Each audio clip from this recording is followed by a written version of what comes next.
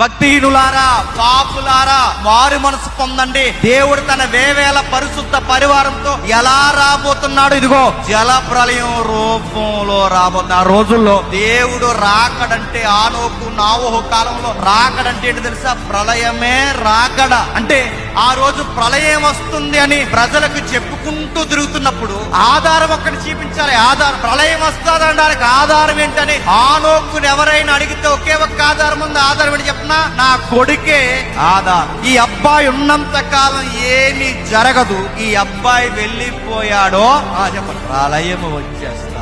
యుద్ధాన్ని ఆపడానికి యెషయా కొడుకు ఎలా అయితే ఆధారమో, ప్రళయాన్ని ఆపడానికి ఈ అబ్బాయి ఉన్నంత కాలం ఈ ప్రపంచం మీదకి ప్రళయం రాదు అనడానికి ఆధారం ఎవరో తెలుసా? ఆ రోజు మెతూసా. అందుకే మెతూసాల 969 సంవత్సరాలు ఎందుకు బతికాడంటే ప్రపంచానికి వస్తున్న ప్రళయాన్ని చెప్పండి అలా ఆపాడు.